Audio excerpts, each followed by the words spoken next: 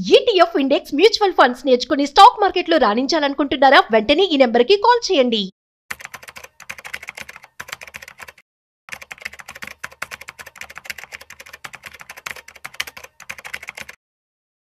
Hello viewers, stock market analyst Sundar Rama Reddy గారి జూలైలో జరగబోయే ఆన్లైన్ వెబినార్ కి ఎన్రోల్ చేసుకోవాలనుకుంటున్నారా?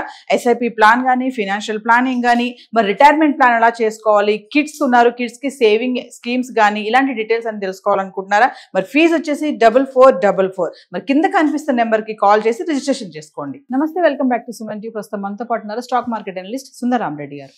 నమస్తే సార్. నమస్తే మేడం. సార్, మరి ఎట్టకేలకి టెస్లా కార్ అయితే లాంచ్ చేశారు ఇండియాలో. మరి కంపేర్ టు కాస్ట్ చూసుకుంటే యుఎస్ఏ కంటే ఇండియాలో డబుల్ టైం చూపిస్తుంది. సో మరి ఇది ఆటోమొబైల్ ఇండస్ట్రీ పైన ఎలాంటి ఎఫెక్ట్ చూపిస్తుంది అంటారు? అమెరికాలో కంపేర్ చేసుకున్నప్పుడు ఇండియాలో డబుల్ ఉందండి రేటు. ఒరిజినల్ గా అమెరికాలో అది 35 lakh వరకు ఉంది రఫ్ గా. అండ్ ఇండియాలో కూడా యాక్చువల్గా 30 lakh అమ్ముతున్నారు. బట్ గవర్నమెంట్ ట్యాక్సెస్ తో కలుపుకుంటే అది అమౌంట్ ఆల్మోస్ట్ 61 lakhs వస్తుంది అనమాట. So Tesla rate 30 lakhs. And import duty ఒక్కటే 70% ఉంది దాని మీద. అంటే ఇంపోర్ట్ డ్యూటీ ఒక్కటే almost 20 lakhs. And plus GST 28%, అంటే 7 lakh rupees జిఎస్టీ పడుతుంది. అండ్ జిఎస్టీ చేస్తే 2.7 lakh చెస్ ఒకటి. అండ్ నెక్స్ట్ ఎక్స్షోరూమ్ రేట్ వచ్చేట్లు ఇప్పుడు 60 lakhs దాకా వస్తుంది దగ్గర. మళ్ళీ రోడ్డు మీదకి వచ్చినప్పుడు ఇన్సూరెన్స్ అది 3.5 lakh అవుతుంది. అండ్ ఆన్ రోడ్ ప్రైస్ వచ్చేట్లు మొత్తం మీద 61 lakh అవుతుంది.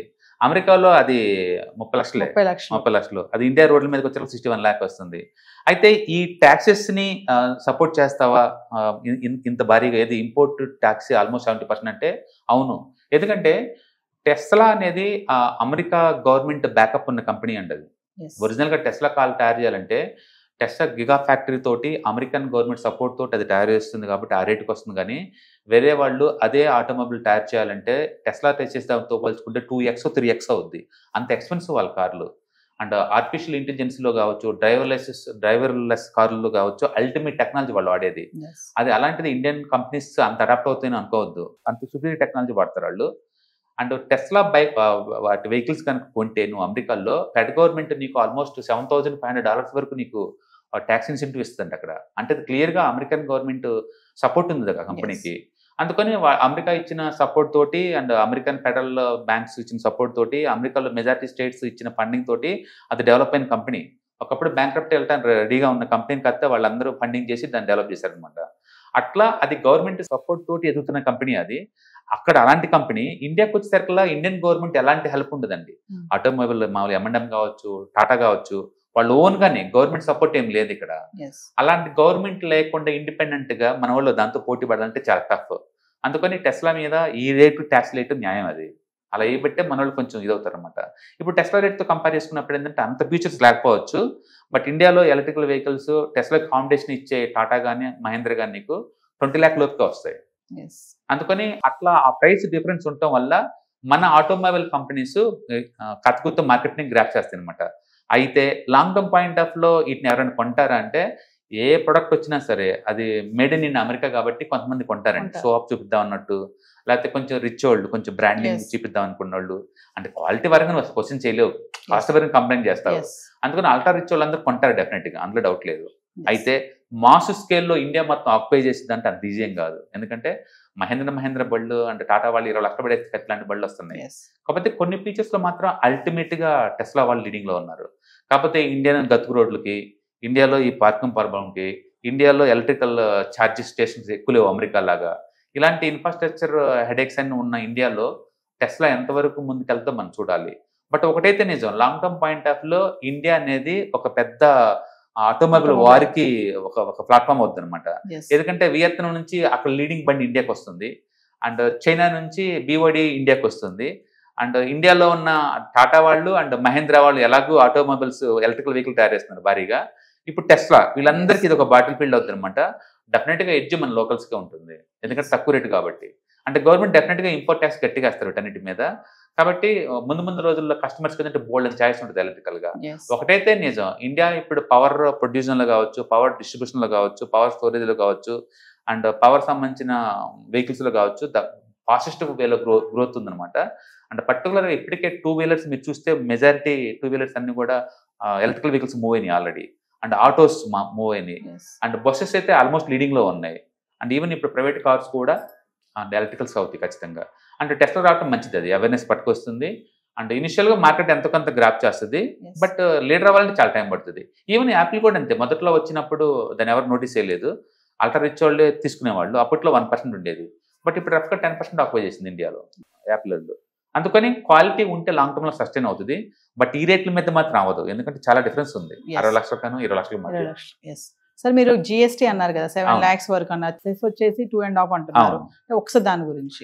జిఎస్టీ అంటే బయట నుంచి ఏదైనా ఇంపోర్ట్ చేసుకున్నా, లేదా ఇండియాలో హైయెస్ట్ ఆటోమొబైల్ కి ఉందన్నమాట జిఎస్టీ. అంటే మాక్సిమం జిఎస్టీ 28% ఉంటుంది అనమాట. ఓకే, ఇది ఇంతవరకు 7.7 lakh ఉంది. సెస్ అంటే ఏంటంటే గవర్నమెంట్ ఎడ్యుకేషనల్ ఇనిషియేటివ్ కానీ ఏదైనా గవర్నమెంట్ చారిటీ వర్క్ లాంటి చేద్దాం అనుకుంటే చెస్ చేస్తుంటారు అనమాట ప్రతి ఒక్క దాని మీద అడిషనల్ గా. ఈ అడిషనల్ ఛార్జెస్ 2.7 lakh ఉంది ఇది. అండ్ ఆటోమొబైల్ వాళ్ళ దృష్టిలో ఏంటంటే అది లగ్జరీ అనమాట, నెసరీ అనుకోవట్లేదు, అందుకని వాళ్ళు ఇస్తున్నారు. అందుకని ఇండియాలో 10 lakh అబవ్ వాటికేమో 28 దాకా ఉంటుంది, 10 lakh లోపు నాటికి రిజిస్ట్రేషన్ ఫీజు తగ్గిద్ది అండ్ జిఎస్టీ కూడా తగ్గుతుంది. సో ఏదేమైనా మన ఇండియాలో రోడ్డు మీద టెస్లా కార్ రావాలంటే 61 lakhs అవుతుంది, తక్కువ అంటే. బట్ అమెరికాలో నీకు ఇది 35-40 దొరుకుతుంది, 35-40 దొరుకుతుంది.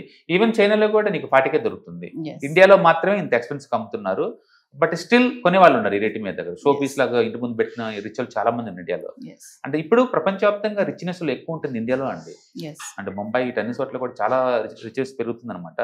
అండ్ న్యాచురల్గానే టెస్లా మంచి బ్రాండ్ కాబట్టి అండ్ తీసుకొస్తారు.